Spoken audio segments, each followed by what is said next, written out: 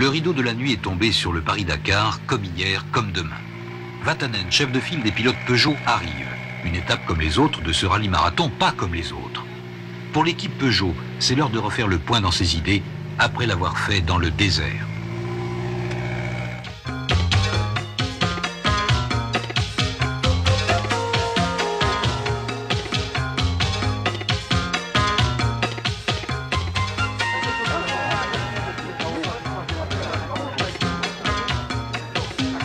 La féerie de l'Oasis, très peu pour Vatanen, son coéquipier Berglund et leur patron Jean Todt.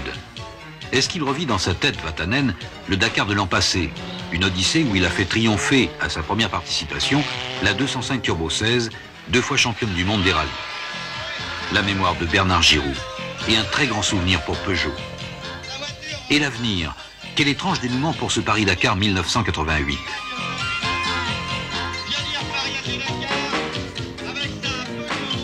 Un vainqueur moral, Vatanen, et Kankkunen apportant à Peugeot la victoire officielle. Incroyable affaire dont les fils se noueront un matin prochain à Bamako, au Mali. Et oui, on a volé la 405 de Vatanen. On peut téléphoner, je les ai là où ils sont. Il y a des gens qui étaient devant qui auraient pu voir vers 6h, 6h15. Il était là à 6h. Et tu as vu passer une voiture? Non? Hein? Il l'a vu ou pas? Une Voiture, une grosse voiture. On fait la course, c'est Paris-Dakar. Qui était vers là?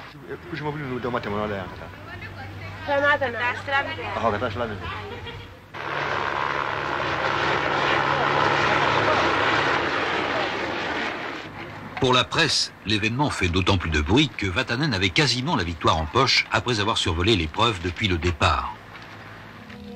On a retrouvé la 405, tard. Mais courageusement, Vatanen a pris le départ et attaqué à fond. Cette piste est pourtant cassante, étroite.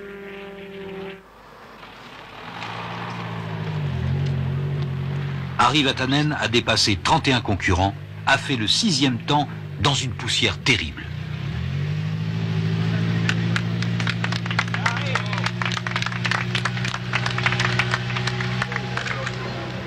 Bonsoir Harry. How was it today? Very dusty. I mean, it's 450 kilometers the only road between the buses and so dusty because there's so festival. En écho à cet exploit, on annonce cependant la mise hors course de la 405. Jean Todt porte bien sûr une réclamation. Cette heure de départ figure sur le carnet de bord de l'équipage. Celui-ci a été autorisé à prendre le départ. Pour ces raisons, le concurrent Peugeot Talbot Sport demande que le véhicule numéro 204 ne soit pas considéré hors course. Voilà. Le cœur n'y est plus, la course faussée perd une partie de son âme. Rien ne sera plus comme avant. Avant, après, l'équipe Peugeot aura toujours poursuivi sa progression méthodique et résolue. À l'issue de chaque étape de ce Paris-Dakar implacable, ce sont les mêmes gestes calmes, précis et coordonnés des mécaniciens. Chaque soir, les Peugeot ont donc droit aux mêmes égards, au même soin qui a présidé ces derniers mois à la genèse de la 405 Turbo 16.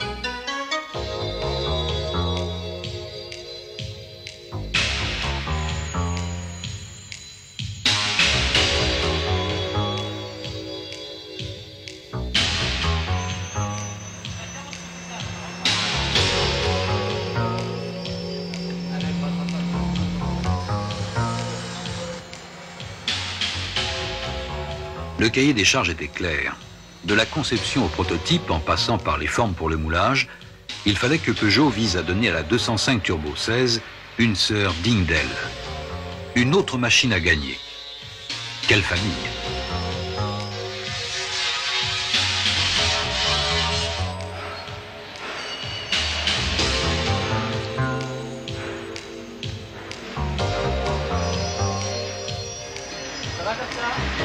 Voilà sur le côté, là, derrière, là.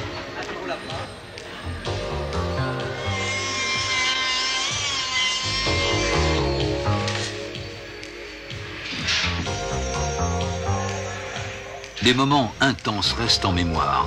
Les premiers tours de route de la 405, pilotés par Harry Vatanen dans le sud de la France. Puissance, maniabilité, la 405 révèle bien les mêmes qualités que la 205. L'équipe Peugeot va travailler pour obtenir un comportement neutre alors que la voiture tend primitivement à délester.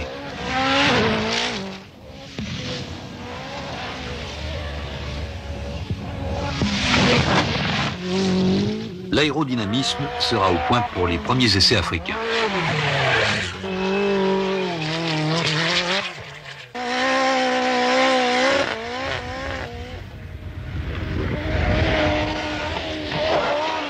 Dans le Ténéré, au cœur du désert des déserts, Vatanen poursuit ses essais. Franchissement, efficacité, consommation. Il achève d'expérimenter et de mettre au point la 405. Elle sera parée pour le 10e Paris-Alger-Dakar.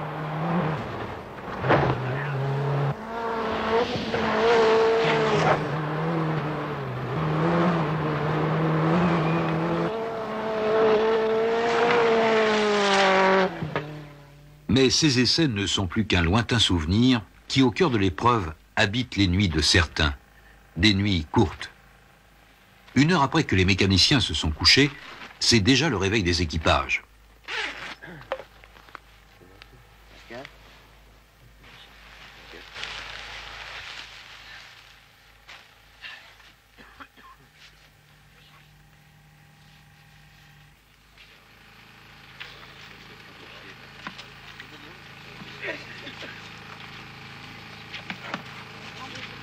Donc faites attention parce que c'est pas facile au début, vous avez des traces absolument dans tous les sens, alors il faudra chercher les meilleurs.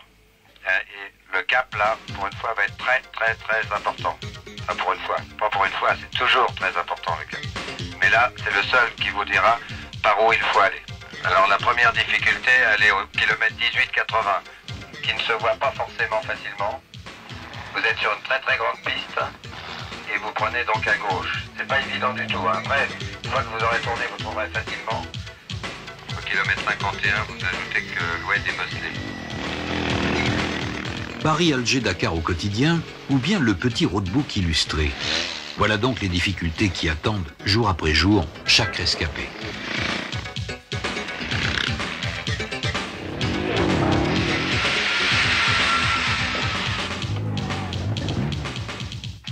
Il faudra essayer de passer là où les autres ne passeront pas.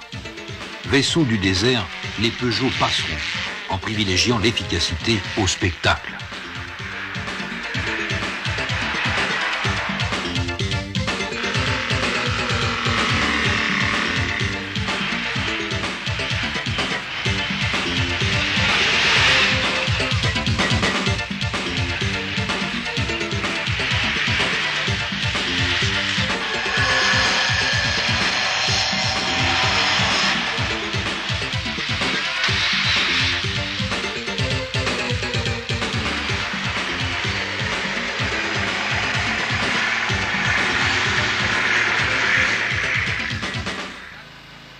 Le jour qui se lève éclaire les derniers préparatifs avant l'étape. 500, 600, 700 km aujourd'hui. On tente d'effacer les traces d'une nuit trop courte. Une bonne douche, ce serait mieux, mais l'eau est précieuse.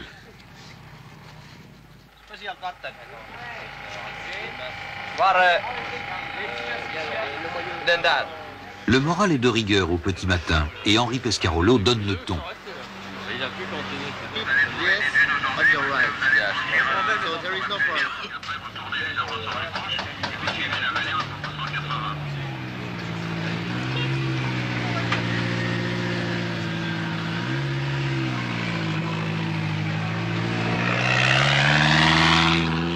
La terre mouillée là. Ouais. Tu ne peux pas passer dans les dunes. Non. Bientôt le départ de la spéciale, avec les motos devant comme il est de tradition au Dakar. Et une nouvelle journée commence.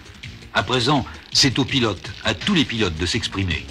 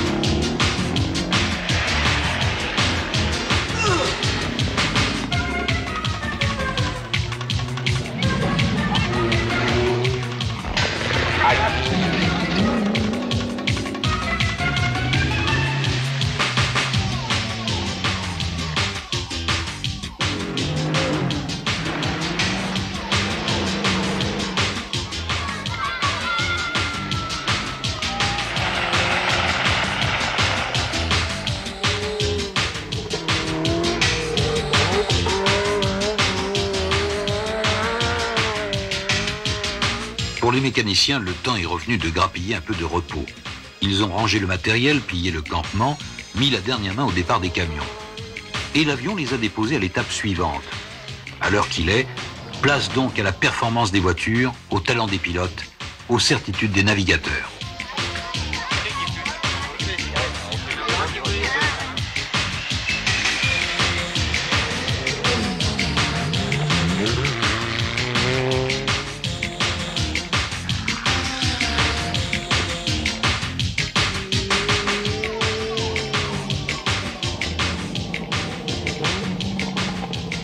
Et voilà l'arrivée de la spéciale du jour.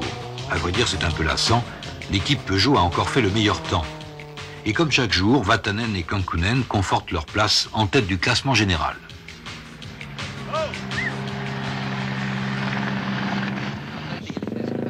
Deux minutes pour souffler, pour raconter les 1001 aventures de la journée.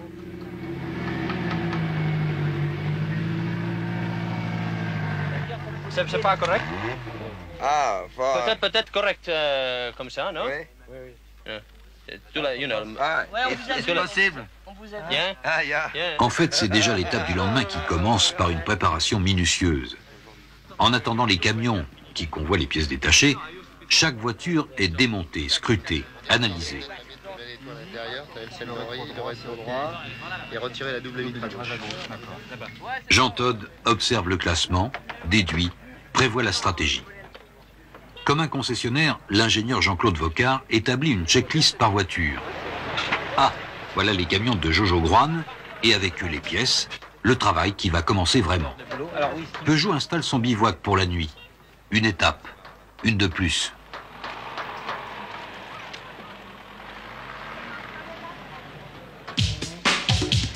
Le marathon Paris-Dakar est ainsi fait. Une succession d'actions d'éclat, de réflexion, de préparation technique et morale. La joie, la peine. Et toujours ces mêmes mots. Avancer pour gagner.